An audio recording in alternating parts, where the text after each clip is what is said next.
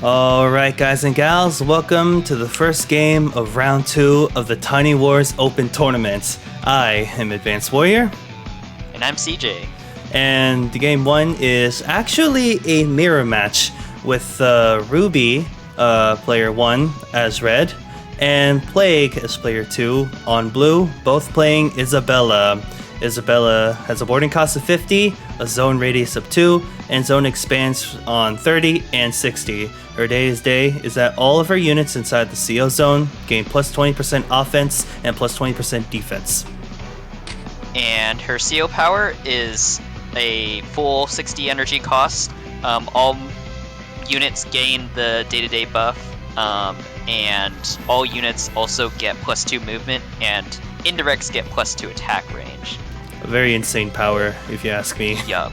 Alright, so Yeah, she is extremely strong, probably number 1 for most people. Yes. Possibly number 2, usually number 1. Yes. Because of that CO power. Oh, yeah, definitely. And a good CO zone, too. So, Isabella, it's very easy to pick Isabella on almost every single map. So, I don't really see any niche specialties that the CO could provide for this kind of map. Yeah, it's definitely not like... it's not a hard decision, I guess, if she's not banned, which, usually you would just ban her, I guess if you really want to play her, you avoid banning her, and then hope that your opponent also avoids banning her. But I would assume that most of Isabella's matchups, like, in the history, like, if you look through the replays, are probably against other Isabellas. Probably. At least in ranked. Yep. Alright, so looks like both of the players here have gone for the... Oh man, this music does not match with the...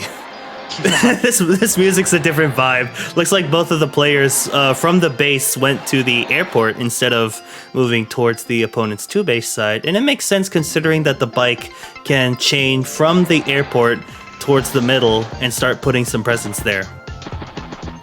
Yeah, you can go either way on this map. It really depends on how you want to just go about playing it, because you can be aggressive in different sides. Like, you could try to push forward fast in your 1-base side and then just slowly retreat and try to keep as much presence as you can on that side. So you're expecting to lose properties on the 1-base side, but you're gonna hope to do it slowly. Looks like we might have seen a base skip from Plague on his bottom left side, and he's built a tank on his 1-base side. Ruby, in response, has built a tank on their 2-base side. So we could be seeing CO zones clashing, just like the number of games that we've seen in round 1 being played on Valhalla. But as of now, I like the capture routes that both of these players have taken. It's going to be interesting to see what happens when those two tanks collide on the same front. Yeah, sometimes it's really hard to say really what the optimal move is, because sometimes you like having your CO on the defending side because it makes it so that your opponent can't easily push in without the threat of just giving away energy. But at the same time, you will get pushed back, so it's hard to really know. Oh my god. Blake, however, has that flexibility to go towards the middle as well and exert some pressure over there. So maybe that might be an overall benefit for him. I want to talk about this artillery that's actually covering the bike and the property. It's funny how Plague specifically built it there, but the mech on the other side also gives it like a lot more movement forward. And it looks like Plague here, it has gotten a free hit on the center on one of Ruby's bikes, but Ruby seems to have a battlecopter heading there, but Plague also has a battlecopter likely to harass like the other copter, or could start attacking the CO tank of Ruby. Yeah, Ruby... does Ruby have a move here? I am trying to calculate, and it's not happening for me. What's not happening? I'm trying to figure out if Ruby can use the tank to hit the radar unpunished, but I'm not sure. I can't. 1, 2, 3, 4, 5. I don't think so. 5? I think 5. But the copter 1, 2, 3, 4, 5, 6. The copter would. Yeah, that's what I'm thinking about. But Plague is getting some early damage off, getting these first strikes in, and it's looking good for him. Ruby got pretty aggressive on the one base side. I started to learn this later on, that it's generally a lot better if you're able to make trades on your two base side, because obviously it's, you know, when your opponent only has one base, it's harder for them to resupply, right? So right now, Plague, I mean, is getting a lot of value from attacking over on that side, because Ruby got really aggressive there. Yeah, there is that battlecopter coming down, and there isn't an AA close by, but then there is the Duster, which probably will actually deny it. Yeah, so when it comes to one base, two base sides, it's generally, you can get away with being aggressive. You can get away with being more aggressive on your strong side or two base side. Generally your two base side, rather than going aggressive on the one base side. Yeah, it looks like a little bit of an over aggression from Ruby here. Should have let that property go to Plague, and right now she's gonna need to find a way to like hold off that radar, because that artillery on the strong side, artillery on the weak side are a lot more passive. And it's a little harder to use. With the artillery, what you can do with artillery in standard is have them point in locations you don't want them to be. So it kind of brings up the interesting question. If Ruby wants to save her radar on the left side, is it possible that she could afford an artillery on the one base side and point something at that radar and make sure she keeps it for herself? Using an artillery there is hard because there's no cover. It's just completely open over there, and that's of course if you use your own units. Of course, if you use your own units. Yeah, but on your one base side, you don't have that surplus of units to kind of use as a wall. I guess it's much harder to establish a wall because your opponent just outnumbers you. So I don't think an arty will work, or at least it won't be as effective if its only goal is to keep the radar. So far though, like, they're doing decently. Plague's tank is gone. I kind of wasn't expecting that. But there's a medium tank on the base. There is that, actually. Yeah. Perhaps that was planned. It's not necessarily game over if you lose your CO unit. No, and I think he had like accounted for that. It's hard to say if I would have gone for that play though. You are losing a decent amount of power on your one base side, but I guess again it is you are getting the medium tank. Also, I thought that mech would go for the hit on that AA. Oh, Ruby loses their tank in the process. I guess that's probably why they didn't go for the AA, and the B copter was gonna die to either AA anyways. So I guess that's why Plague went for that. So it kind of makes sense. Plague is getting. Oh, okay. Yeah, Plague is getting aggressive here with that Duster, but then also has the AA to back it up. I wonder though if Ruby has enough units to get rid of that. Actually, no. Attack that Duster and then hold it there? No, probably not. So honestly, that turn to me looked pretty reckless, but I don't know. I'm still not sure about Plague's position here because the one base side is looking not great. Yeah. Two base side on their hand is looking a little bit better, and I did wanted to mention earlier of Ruby's artillery on their two base side.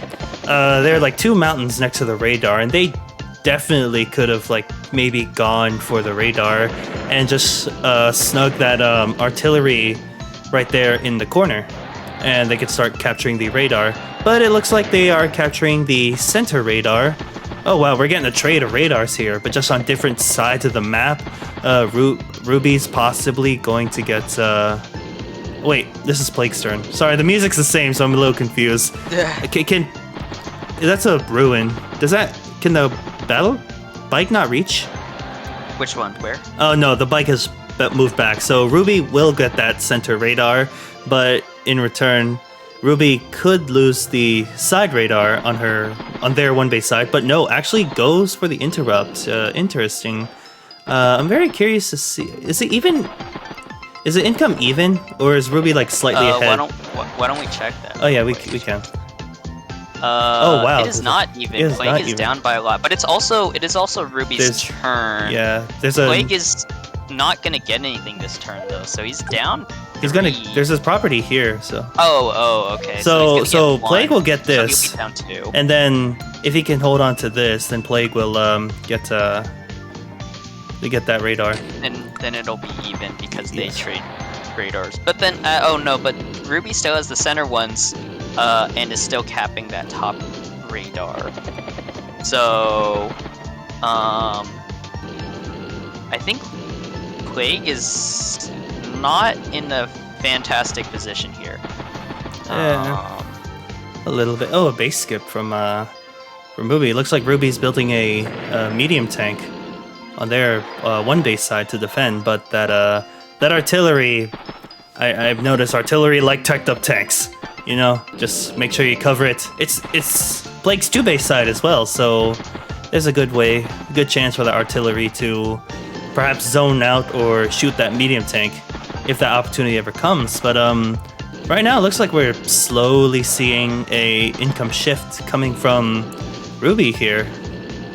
Yeah, it looks like just a lot of properties are gonna get traded in these next few turns. I don't know. Okay, so I did know that that's what happened. Yes, we did.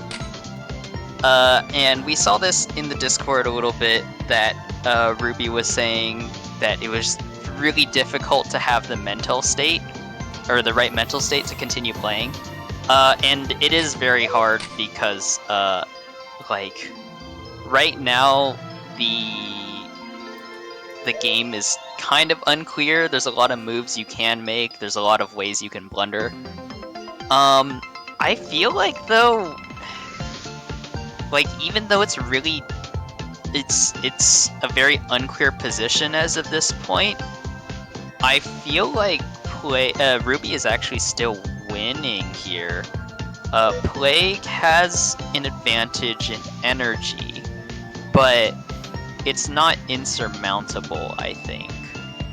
Yeah, at this point it's really hard to say who the winner could be. Right now, the only thing we could do is just speculate. Like, perhaps Ruby realizes that they shouldn't be going for these properties because these are dangerously close to Plague's units. Assuming Plague doesn't go for this city here, and possibly could get this radar, assuming they're able to keep this infantry, and then maybe start consolidating in the middle. But then that's just like for Ruby. What could like Plague do from that? Maybe like start bringing his units in the middle as well. Perhaps all these back here as well. But yeah, at this point it is really very unclear who was winning at this point. We look really quickly. Ruby had the advantage in. Was it about to be even? Yeah, it was probably about to be like even income. I don't think so. I think Ruby still would have had advantage because Plague is capturing. I mean, this is Ruby's turn, right? Oh, yeah, so they would progress on capturing. It's Ruby's turn. So Ruby's probably gonna get that city there. Would get this city. This is already, this is going to get captured next turn. But on Plague's turn, this city is, well, unless an interrupt comes out, but I don't think. I think, yeah, these interrupts aren't really viable because Ruby will take pretty major damage from mechs. This one too. Mechs or the Artie will fire upon anything that attacks this. I mean, this this interrupt could happen, delay that by a turn. So many things could happen at this point of the game. But this would get flipped. So it would probably still remain, 2018-ish? And then, yeah, it would do the same the next turn, I think. But, Ruby does have an advantage, a material advantage at least, a value advantage. They didn't buy anything yet, and they're up by value, which is generally a good sign at the start of your turn. But yeah, so I don't think that Ruby would be able to prevent these caps. But in the same vein, like, Plague would not be able to prevent this cap or this cap. He Ruby could, but he would lose possibly units in the process. Yeah, it's not viable to do so.